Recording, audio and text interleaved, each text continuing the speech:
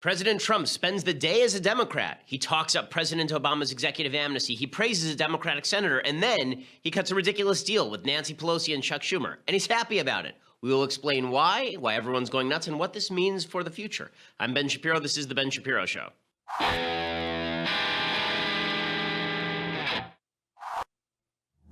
This was always the danger of a guy who has no ideology being president of the United States, is that at a certain point, he'd just get frustrated with his own party and look for love in all the wrong places. That's sort of what's happened with President Trump. Who's to blame? Well, of course, Trump. But beyond Trump, obviously, Speaker of the House, Paul Ryan, Senate Majority Leader Mitch McConnell, all these people bear some share of blame. And we'll discuss all of this. We'll discuss President Trump's rich and wild day yesterday when he became Democrat for a day to the cheers of Nancy Pelosi.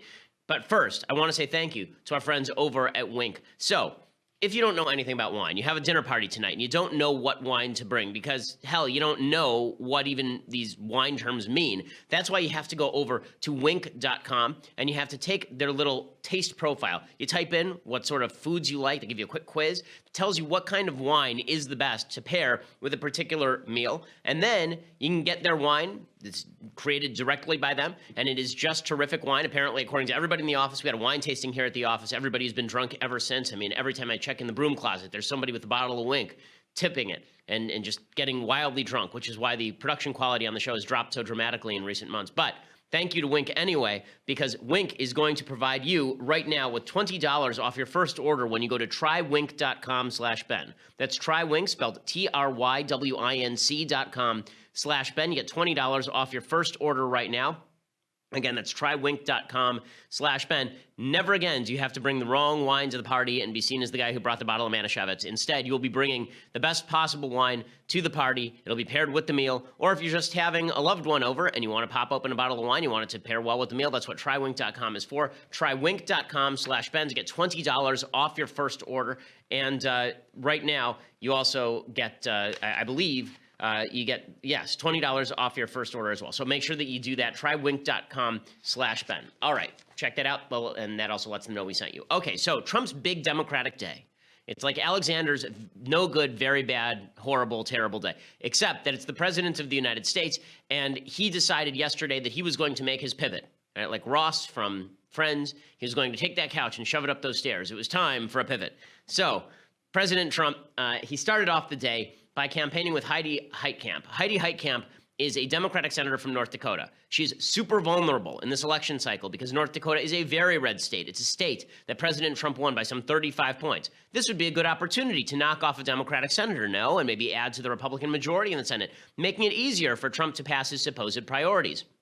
Heidi Heitkamp has only voted with President Trump 50% of the time. I will note here that Senator Jeff Flake, who Trump has been absolutely hammering at every available opportunity, dropping the elbow on him from the third tier, okay, that guy has been voting with Trump 94% of the time. Heidi Heitkamp is a Democrat. She's voted with Trump 50% of the time. Trump goes to North Dakota with Heidi Heitkamp and proceeds to praise her for a campaign ad that she will most certainly use. Here is President Trump doing just that. These are great people. They work hard. They're for you 100%. And we just want their support because we need support. You see that with what's happening in Congress. Nobody can get anything through Congress. We need support.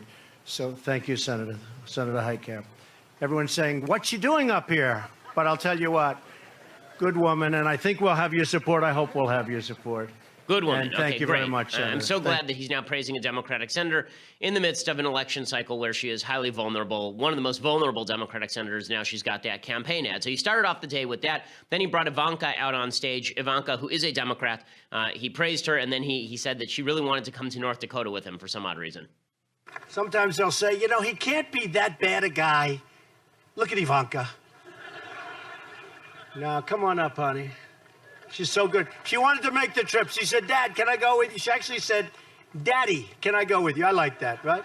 Daddy, can I go with you? I said, yes, you can. Where are you going? North Dakota. I said, oh, I like North Dakota. Hi, honey. Say something, baby. That is an independent woman with national security Hi, North clearance. Dakota. He's basically in his cabinet. Okay, in any case, He starts off with all this. So he's campaigning with Democrats, including his daughter, as well as Heidi Heitkamp. Also, it came out yesterday that Trump does not want Gary Cohn, who has been on his National Economic Council, to be Fed chair. Why? Because Gary Cohn was mean to him. You remember after Charlottesville, Gary Cohn said that Trump did not necessarily represent his views on race in America. Trump is very, very mad at him. All of this is to say, I want to set the predicate for the big move that happened yesterday. The big move that happened yesterday was Trump caving to Pelosi and Schumer on the debt ceiling, and I'll explain that in a second. But I first want to set the predicate here. The predicate here is that President Trump does not govern from policy. President Trump governs from his gut, and that means he governs from who he likes and who he doesn't.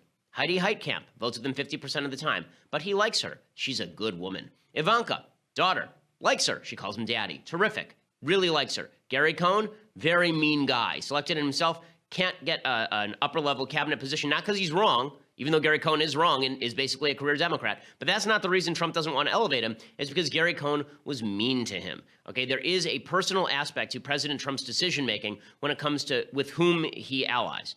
And that is a problem. Okay, so the second thing that President Trump does yesterday is he continues to push forward his case on DACA. So he wants President Obama's executive amnesty enshrined permanently by Congress.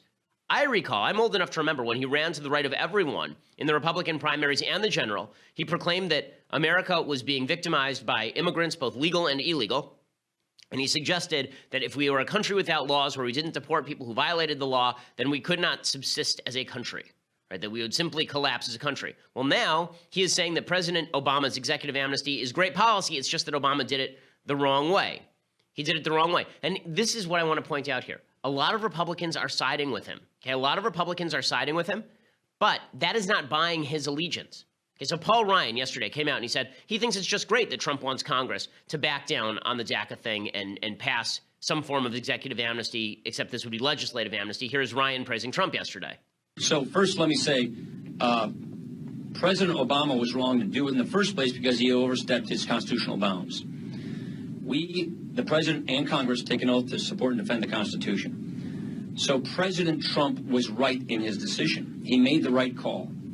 I'm also encouraged by the fact that he gave us time to work out a consensus, to find a compromise, because these kids don't, for the most part, don't know any other home than the United States. Okay, so here's Ryan praising Trump. He made the right call. It's just great. Now, the more honest take is the take from Ann Coulter, right? The take from Ann Coulter, who in Trump we trust.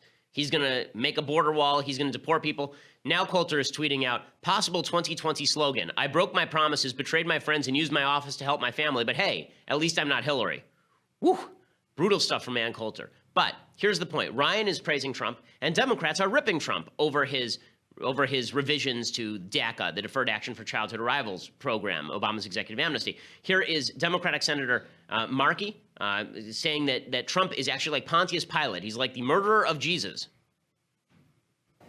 The president is acting like Pontius Pilate. He's just washing his hands of this mess, knowing that these are all innocent young people who are caught in a crossfire. And rather than being presidential, rather than standing up and saying that he will be the leader and working with the Republican Party to bring recalcitrant conservative Republicans to the table to get a resolution, he's just walking away.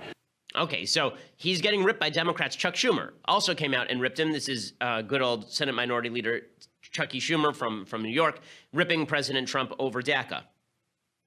I want to cut to the chase. The president's decision to end DACA was heartless and it was brainless. If this order stands, hundreds of thousands of families will be ripped apart. Tens of thousands of American businesses will lose hardworking employees. Okay, so remember what I just said. Okay, what I just said is that President Trump's policymaking is largely driven by his personal like or dislike for particular politicians.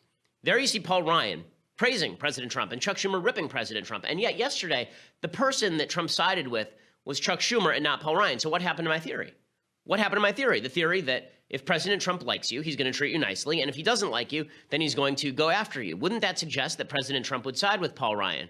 Well, not so fast. I'll explain why that didn't happen in just a second. But first, I want to say thank you to our sponsors over at Tracker. So I can tell you that At home, it has been a running source of both amusement and pain that my wife is constantly losing her cell phone. I am constantly losing my keys and my wallet. And that was all true until we got Tracker. Tracker is a device that allows you to find your wallet, your keys, your cell phone. Even if your cell phone, the ringer is set to off, you can use the device to actually override that, and your phone will ring no matter where you left it. So you left it in the off position, and so you're afraid, okay, I'll call my phone, but I won't be able to locate it anyway. Well, the Tracker actually overrides that. What you do is you get the little Tracker, which looks like a little coin-sized device. You put it on your keychain, and then you install the program on your phone, and when you hit the device on your keychain, then it immediately overrides your ringer on your phone, and it starts ringing on your phone, and that allows you to find your phone. You're never going to lose the objects that you need to find ever again. You're not going to have to spend 15 minutes looking for your stuff before you run out the door. If you lose anything, Tracker, it gives you the ability to find it. Tracker Pixel is the lightest Bluetooth tracking device on the market. You put it on whatever you tend to lose, and it is small enough to fit anywhere. Go to thetracker.com/Ben, thetracker.com/Ben. It's thetracker, TRACKR.com/Ben to get 20% off any order. That's thetracker.com/Ben for 20% off. Thetracker.com/Ben. You get 20% off your order. It will save your marriage. It will save your life. There's a hurricane, and you got to grab your keys, and you got to get out of there. Well, now's the time for you to have Tracker on your phone. Make sure that you get everything you need. Thetracker.com/Ben. Use the /Ben also so that they know that we sent you. Okay, so again, my theory was that President Trump is driven largely by personal animus or liking for particular people. But I just showed you clips of Paul Ryan praising Trump and Chuck Schumer ripping Trump. So why was it that yesterday, in the third big move of the day, President Trump announced that he was going to sign what they call a debt ceiling relief package? Okay, he was going to raise the debt ceiling, and he was going to lump in Hurricane Harvey relief with the debt ceiling, and he was only going to increase the debt ceiling by 3 months. So first you have to understand what the debt ceiling is. What the debt ceiling is, it allows the government to borrow more money in order to pay off debts that we have already incurred. So we have to continually service our debt. We have $20 trillion in debt in the United States. That means that we are being charged interest. We have bondholders, people who have bonds we have to pay off, and we have to borrow money in order to do that. If Congress doesn't raise the debt ceiling, the executive branch has no more capacity to borrow money, and then they have to start cutting back on some of the things they're implementing. They may have to cut off Social Security checks. They may have to tap emergency funds. Okay, so every few months the debt ceiling comes up because we spend so much damn money in this country. And what the Republicans wanted here was they wanted a debt ceiling increase that would take us beyond the next election cycle. Because here's the way it works. Every time there's a debt ceiling, then the party that is opposite of the president tries to use the debt ceiling as a way of ramming through its own policies. You remember Republicans did this with Obama repeatedly. They would say, okay, the debt ceiling is coming up. We want a concession on spending in order for us to raise the debt ceiling. That's what sequestration was. If you want us to raise the debt ceiling, you're going to have to cut spending. And then Obama said, okay, well, I'll do that, but only if you also cut military spending. And Republicans idiotically said, okay. So the debt ceiling is always used as a point of leverage for people against the president of the United States in order to get him to do things that he wouldn't otherwise want to do. So Republicans said, how about this? How about we do one of two things? Either we do just a clean debt ceiling increase for 18 months, and we wrap in the Hurricane Harvey relief, or we do the Hurricane Harvey relief separately, right? That has to get done no matter what. We shouldn't hold that up with debt ceiling discussions. Let's just pass that as a clean package, and then we'll have a talk about debt ceiling relief, and we'll force the Democrats to shut down the government, because if the Democrats refuse to increase the debt ceiling, then there is essentially a government shutdown. And when that happens, then the Democrats pay the brunt of that. Like, say that the Democrats say, let's have a government shutdown over building the wall. Republicans say, really? They're going to shut down all government services because they don't want to protect your security? Right? The debt ceiling discussion goes usually in the president's favor. So usually it's used as a holdup by Congress, but the president usually wins the conversation. That's usually how this works. Well, right now, the Republicans were saying, let's make the debt ceiling conversation about 18 months, put it past the election so we don't have to have this fight during a midterm year. And, or perhaps what we should do is we should pass Hurricane Harvey relief clean, and then we'll have the debt ceiling discussion in the context of other legislation Democrats want to hold up. Trump comes in the room. Okay, it's Paul Ryan and Mitch McConnell. They feel like they have the upper hand in this discussion. They have majorities in both houses. Trump comes in the room. Nancy Pelosi and Chuck Schumer are there. And Trump basically turns to Ryan and McConnell, and he says, screw you guys. We're going to do Harvey relief, and we're going to do a 3-month debt ceiling increase. Okay, increasing the debt ceiling at all, for my money, is always a mistake. We should be looking at cuts every time we raise the debt ceiling. But not only that, a 3-month debt relief package, a debt ceiling package, only takes us to December. And Trump just signaled that he's willing to give Democrats anything they want whenever they hold up the debt ceiling. So that means he's probably not going to get anything this year, right? If Democrats want to hold something up, they'll hold something up because Trump basically just signaled that whatever Democrats want, he'll do it. He didn't even negotiate. I mean, that's what the stories are saying here. That Nancy Pelosi came in and she didn't even expect this. Schumer didn't expect this. They came in and they were expecting to go back and forth with Trump, and maybe they come up with a 6-month debt ceiling increase, and in return they give the Hurricane Harvey funding. But they certainly weren't expecting a 3-month debt ceiling increase, so we have to fight this again in 3 months. And then Democrats can use the debt ceiling as leverage in order to fight back on his immigration proposal. This means basically no funding for the wall is probably a good bet. It also means it's going to be very difficult to pass tax reform because obviously Trump has no stomach to fight the Democrats on this stuff. Okay, so what happened here? Right? Again, for the third time, my theory was that Trump was going to side with the people he likes and against the people that he doesn't. So what happened? Why didn't he side with Paul Ryan? Okay, so to understand this, first of all, I think that a little history is necessary. I want to point out that Donald Trump knows full well that when you cave to Democrats on the debt ceiling, you're doing something wrong. Here are some of his flashback tweets. This would be 17, 18, and 19. So this is Trump's tweet from back in 2013. Quote, "I cannot believe the Republicans are extending the debt ceiling. I am a Republican and I am embarrassed." And then he tweeted again. There's an old Trump tweet for every occasion. Then he tweeted, "Why do the Republicans always negotiate against themselves in public? Watching them operate these fiscal negotiations is painful."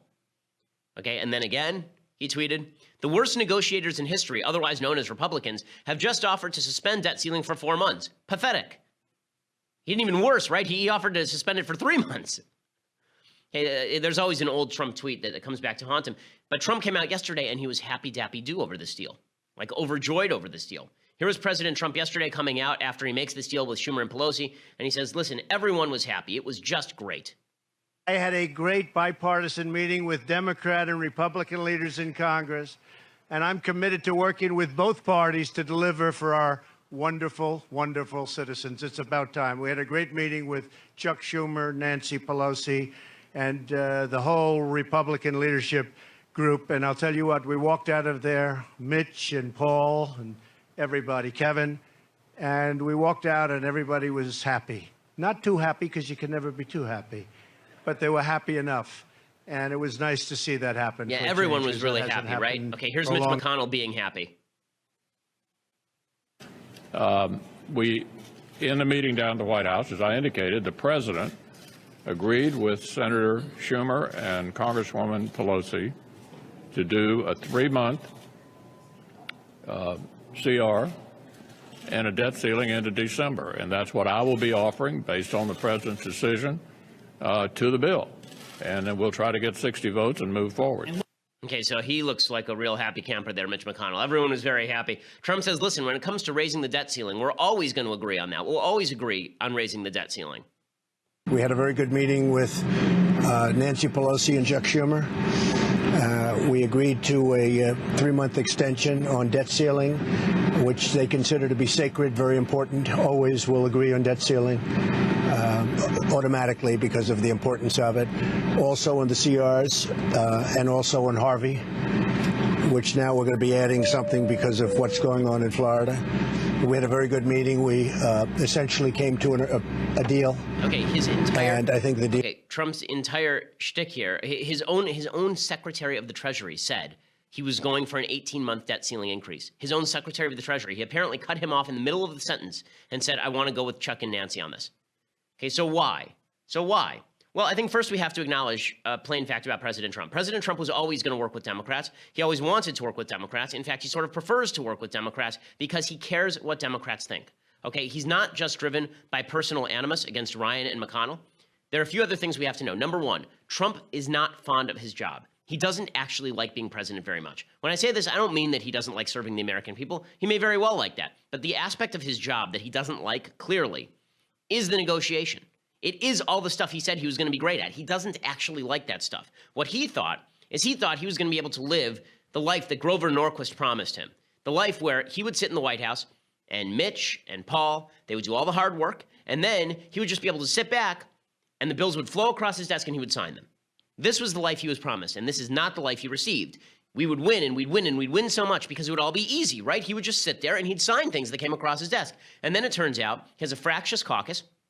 McConnell and Ryan can't get their act together. The Republicans can't get their act together, and he's angry at that. He doesn't like that. That's not totally unjustified. Everyone in the Republican caucus is very frustrated with the divisions inside the Republican caucus, but he had expectations that were not fulfilled. The expectation was going to be that his job was going to be easy. It's not easy. He doesn't want to do the negotiation and the wheeling and the dealing. He's never been that good of a negotiator. I mean, this is the dirty little secret about President Trump. He has never been a good negotiator. Look at the deals that he's made in business in the past. Okay, he radically overpaid for Trump Airlines, to take one example, but he's never been known, even in the real estate community, as a great deal maker. He's been known as a fantastic brander. And that's what he's good at, is branding things, but not negotiations. And so he's upset with the Republicans. He's upset with Ryan and McConnell in a way he's not upset with Schumer and Pelosi, because he had no expectations from Schumer and Pelosi that they were ever going to work with him or be nice to him. But he thought that Ryan and McConnell should be going around basically kissing his ass all day long and then passing bills that he can sign. These were their two jobs, and they fulfilled neither of them. Right? Remember that back in 2016, Trump had to be convinced not to help Paul Nehlen primary Paul Ryan in 2016. Right? Breitbart was pushing him very hard to do it, and Trump was really on the verge of doing it. And then Trump backed off of it because Mike Pence basically stepped in. Hey, another relevant fact to this, okay, Trump does care what Democrats think. He does care what they think. And one of the great lies that's been told about President Trump is that he's a man of power and toughness who doesn't care what anyone thinks about him. Absolute horse nonsense. Absolute nonsense. Okay, he's a very insecure guy.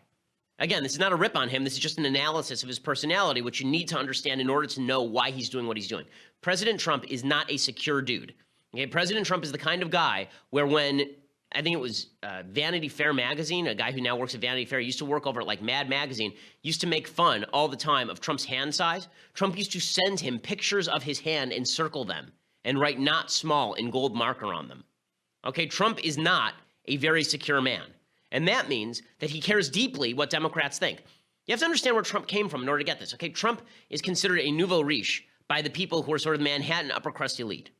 He was considered sort of the boor at the dinner party, right? He was the ugly American at the nice dinner parties in New York. He was this brash guy who was going to stroll in and take over the dinner party, the obnoxious American who's going to wipe his nose with his tie in the middle of dinner, right? And Trump always hated that. He always wanted to be taken seriously by this crowd. It's why he still does interviews with Maggie Haberman over at the New York Times, right? It's not because he loves Maggie Haberman personally, per se. It's because he does care what the New York Times thinks of him. That's the newspaper that he reads. So he cares what Democrats think. He cares what Schumer and Pelosi think. He likes Schumer and Pelosi. In fact, he said back in 2016 that he liked Schumer and Pelosi. Here is Trump back in 2016 saying exactly this.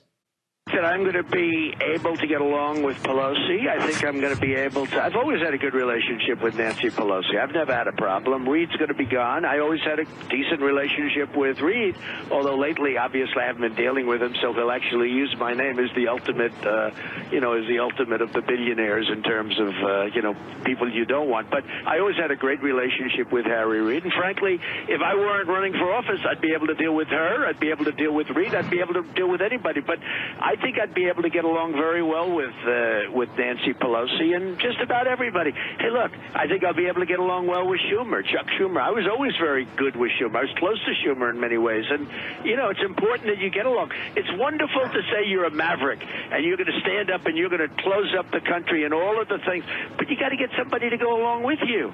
You have a lot of people. We have a system. The founders created the system. Here, right? This is 2016. He was saying all of this. In the middle of 2016, he actually said, if the Republicans lose the Senate but I become president, I'm fine with that. I'll work with Democrats. He said that at the time. We pointed it out in the middle of the election cycle. No shocker here. No shocker here. He cares what Schumer and Pelosi think. He wants to work with Schumer and Pelosi. He thinks it makes him look cool to work with Schumer and Pelosi. The New York Times will like him more if he works with Schumer and Pelosi. I'll explain more what the biggest problem here is, and it's not even Trump, okay? Because I think that Trump can be given incentives to move back in the right column here. But I want to explain what the real kicker to all of this. But first, I want to say thank you to our sponsors over at ProFlowers. So right now, you want to surprise a loved one. You want to surprise your wife or your girlfriend, or your husband.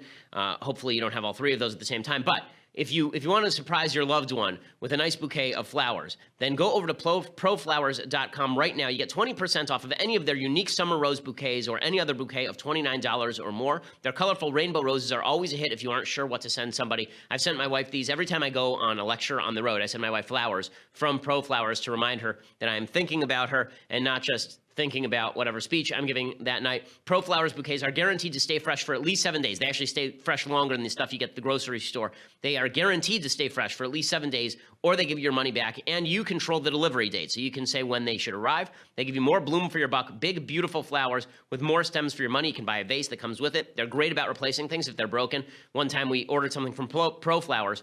The vase was broken.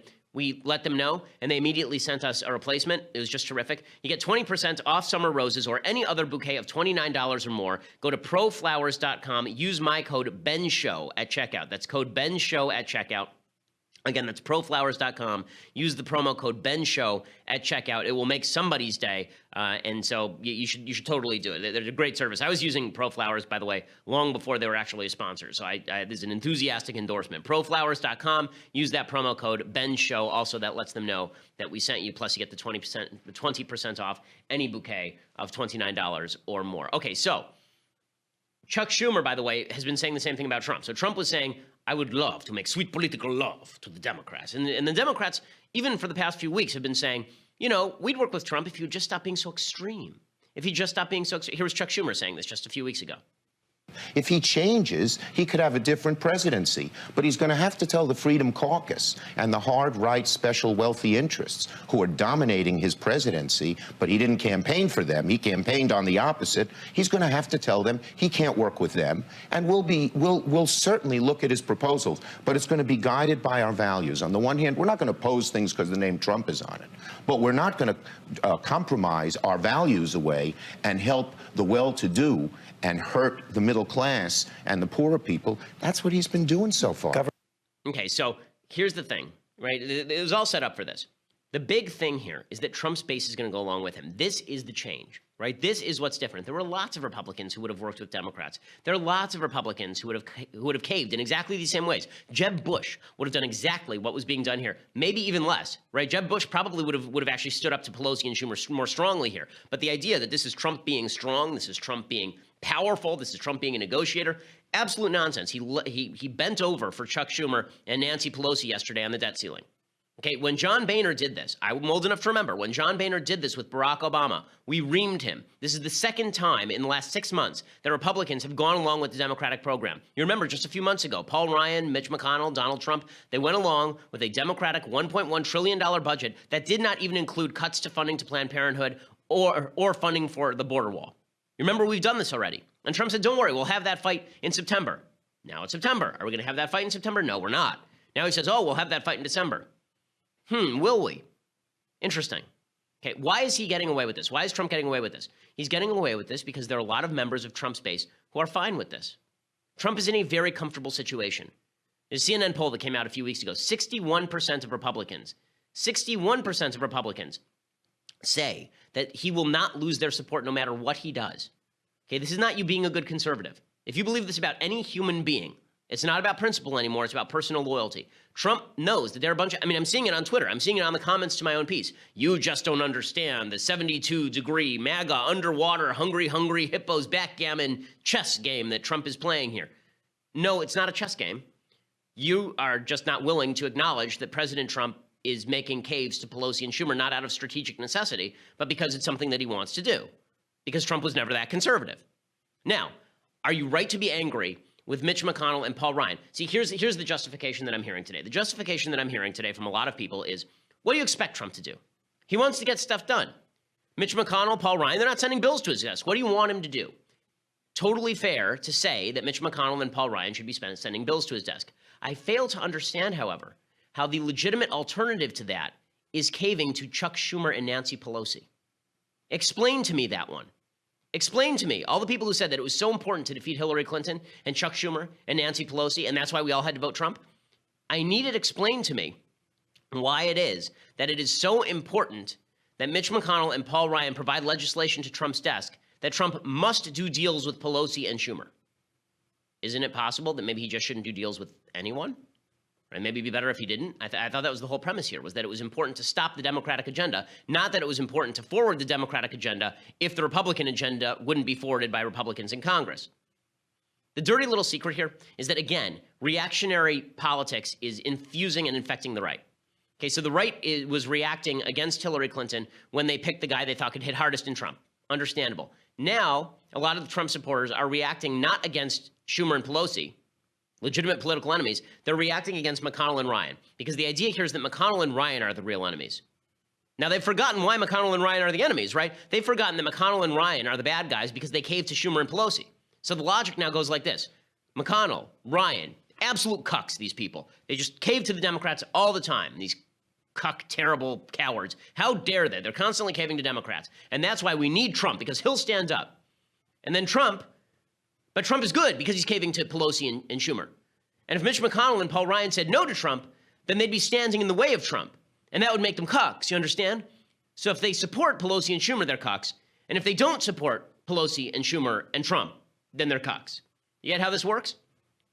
I don't, because it doesn't make any sense, okay? There's no logical sense there when you attach principle to the discussion. But if principle's out the window, if we're just so mad at Ryan and McConnell that anything that humiliates Ryan and McConnell is good, then what Trump did is good. It would have been bad if Hillary did it, of course. But if Trump does it, it's fine, because Trump's doing it exactly to humiliate Ryan and McConnell. And you never know. Maybe by doing this, here's the 4D chess move. Maybe he'll force McConnell and Ryan to actually move to the right. Now, here is the kicker to all of this. Okay, to this particular logic. I was thinking about this a lot this morning because I was thinking, hey, maybe that's right. Maybe that's right. Maybe the goal here is that Trump is moving with Democrats because he wants to force McConnell and Ryan to get their act together and provide him legislation that he can sign. And if they won't do it, I'll go to the other side. Maybe that's what's going on. Except this neglects the key point of the entire Trump campaign. Okay, the key point of the entire Trump campaign, which I will tell you in just 1 second. But first, I want to say thank you to our sponsors over at LendingTree. Okay, over at LendingTree, the average LendingTree customer saves $20,000 over the life of their loan. Most people, when they go for a mortgage, they're just going to look at one place that grants a mortgage. They're not going to look at a bunch. They're not going to look at a list of places. They're not going to look for competitive offers. They go to a friend or family. They say, where'd you get your mortgage? Who's your mortgage agent? And then they go and talk to that one guy. That's not a recipe designed for ensuring a low-cost mortgage. Right now, if you go to LendingTree.com, the average LendingTree customer can save $20,000 over the life of their loan.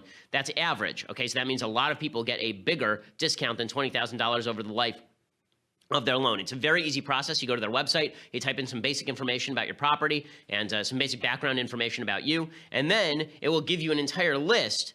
It'll give you a huge list of all of the lenders who want to give you offers. Okay, it takes you like 3 minutes. You can get up to 5 real offers from America's top lenders, and you can compare them side by side for free. It's like shopping for flights online, only you're shopping for the best mortgage offers for you. If you're not sure that you have the best mortgage deal, and we're talking tens of thousands of dollars here, folks, you need to find out how much you can save today at LendingTree.com/Ben. That's LendingTree.com/Ben. Again, it's LendingTree.com/Ben. LendingTree LLC, NMLS number 1136. Terms and conditions do apply. So make sure you go over to LendingTree before you get your mortgage, because that is going to ensure you get the best one. By the way, there's a good chance that your bank is already working with LendingTree, so it's not a bunch of no-name lenders. It's big-name lenders as well.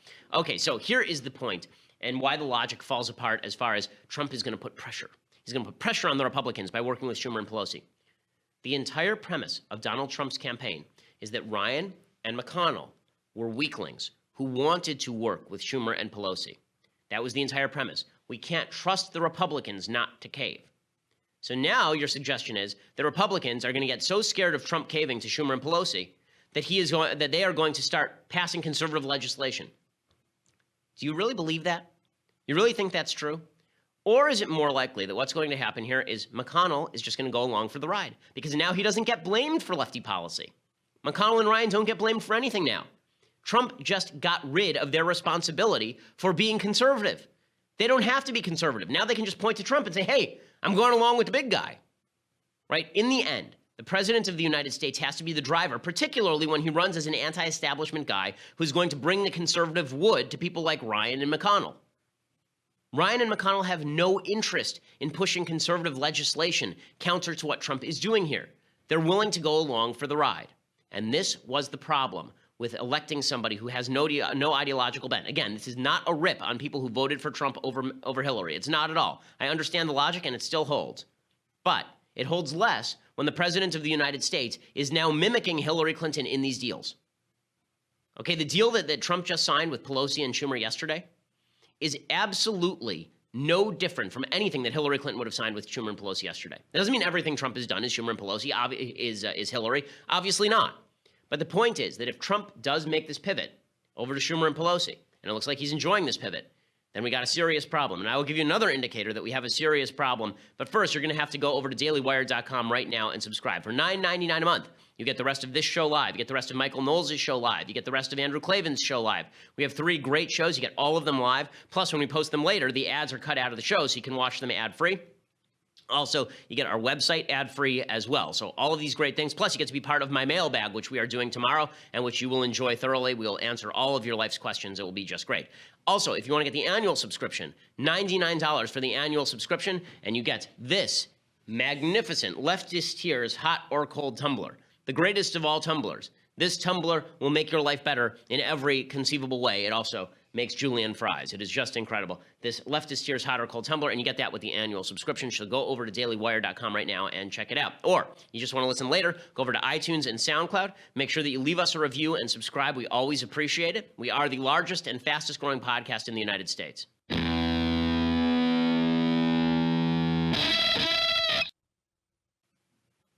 Should have said conservative podcast, by the way. Okay, so here is the latest indicator that President Trump is actually, this isn't just a fake move. This is actually real trouble. So this morning, President Trump tweets out this. Okay, this is 20. President Trump tweets out that he says, quote, "For all of those DACA that are concerned about your status during the 6-month period, you have nothing to worry about. No action." So what he means by this, presumably, is that if you are a person who has been granted sort of temporary amnesty under DACA, we're not going to move to deport you, right? There are a lot of people on the left who are confused by this, suggesting that Trump wasn't saying you need to go renew. You do need to go to renew if you want to renew. But Trump tweets this out. And then the news breaks from Heather Cagle and a bunch of other people in the media. Source tells me Nancy Pelosi called Trump this morning, asked him to tweet this. Yes, you heard that correctly. Nancy Pelosi legitimately asked Donald Trump to tweet something, and Donald Trump went ahead and then tweeted it. Okay, that is where we are right now. So no one could control Donald Trump's Twitter feed except for Nancy Pelosi. No one could control it. John Kelly couldn't control it. Reince Priebus couldn't control it. Javanka couldn't control it. No one could control it except for Nancy Pelosi. This is a quote from Nancy Pelosi this morning. Quote, "I was telling my colleagues, this is what I asked the president to do. And boom, boom, boom, the tweet appeared." First of all, Nancy Pelosi should never say boom, boom, boom. But the point is that she asked Trump to do this, and Trump did it. And Trump's loving it. He's enjoying it. This is the guy Trump wanted to be. Someone suggested that what Trump actually wanted to be was sort of mayor of New York. Mayor of New York works with Democrats. Mayor of New York gets to be very brash, gets to be Ed Koch. And I think there's some truth to that. That's sort of how he's running this thing. And listen to this. Okay, are you ready for this? Nancy Pelosi, this is a quote from Huffington Post. Nancy Pelosi says Trump promised her he would sign the DREAM Act. House Minority Leader Nancy Pelosi said Thursday President Trump told her on 2 occasions he supports and would sign a bill to give legal status to young undocumented immigrants who came to the U.S. as children. "We made it very clear in the course of the conversation that the priority was to pass the DREAM Act.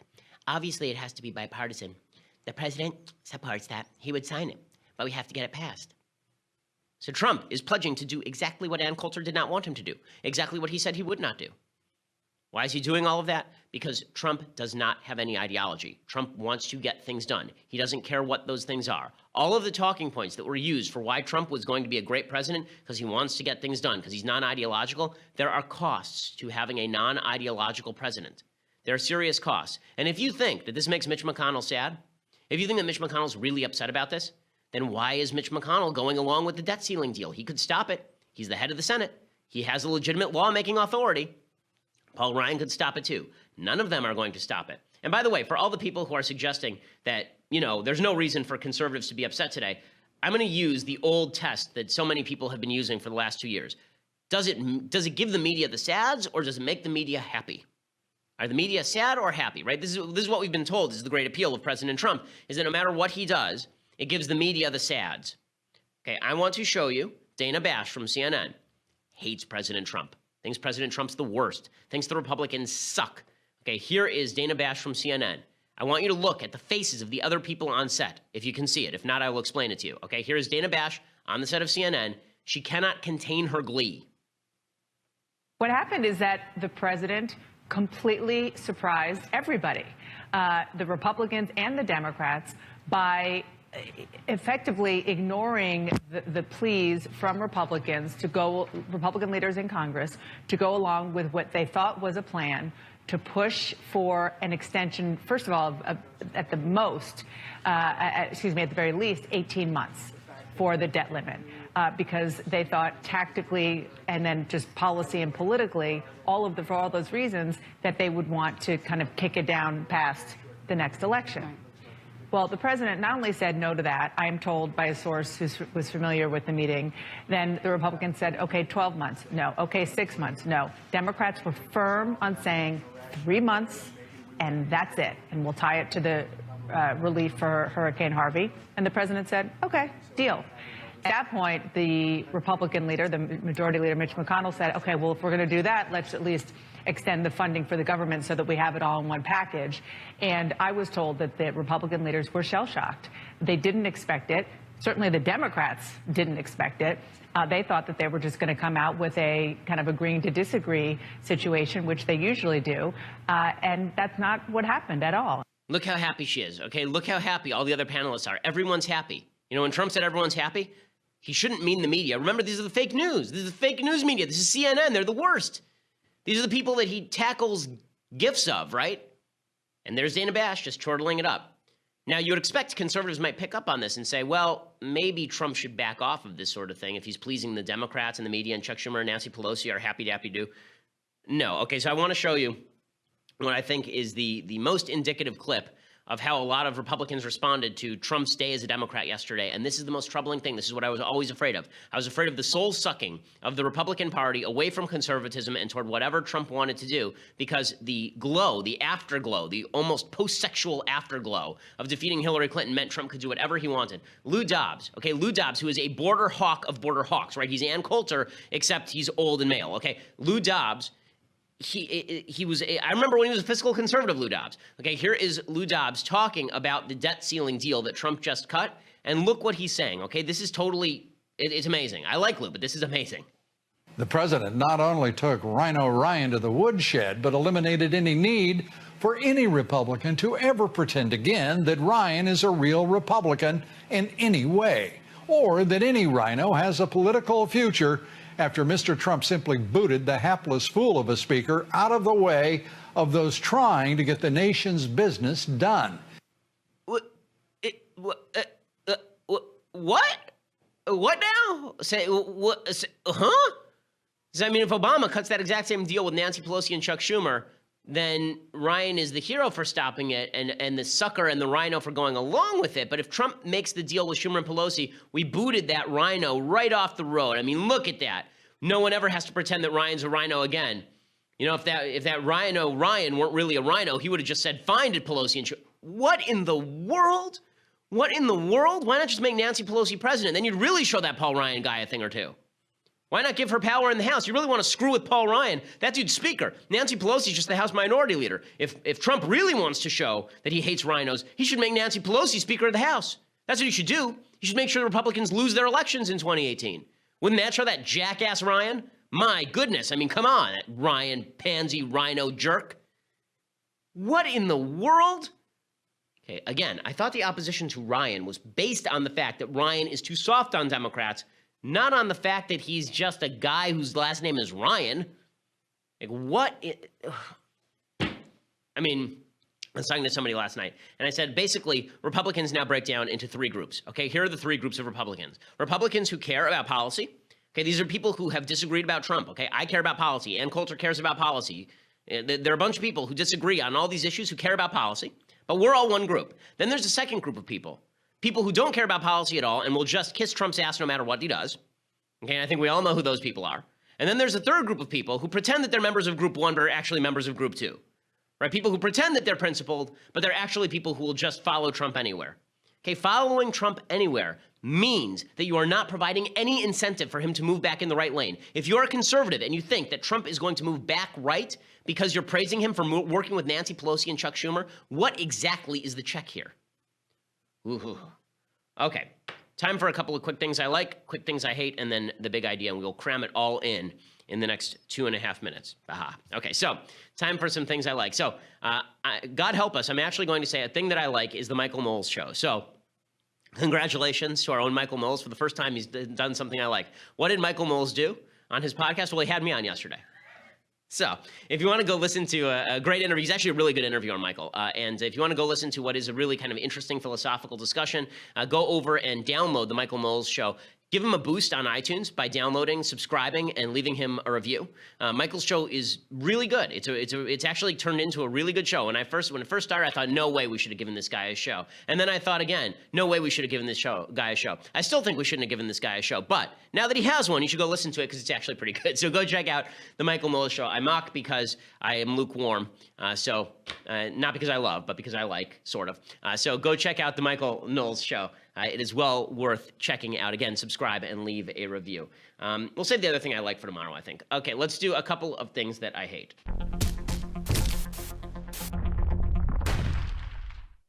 So there are a couple of reasons why Donald Trump should not trust Democrats. One, they congenitally lie about politics. And two, they congenitally lie about politics. So Chuck Schumer yesterday comes out and he's asked about Robert Menendez. Robert Menendez is the senator from New Jersey who's in the middle of a corruption trial because basically there was this guy who was a campaign donor named Solomon Megan, and he gave he gave a bunch of money to Bob Menendez. Bob Menendez apparently basically directed, allegedly, contracts toward him. And in return, Bob Menendez was granted these very expensive vacations. And the allegation is hookers and all sorts of other fun treats.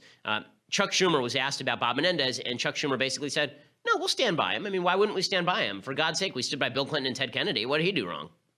Are you going to stand by him through this trial? Look, Senator Menendez is issuing a spirited defense. We all believe in the presumption of innocence in this country, and Senator Menendez is fighting very hard, and we respect that greatly.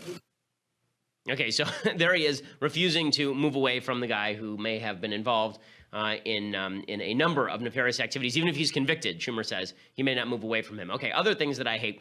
So The View, which is just a pack of jackals trying to eat each other's feet.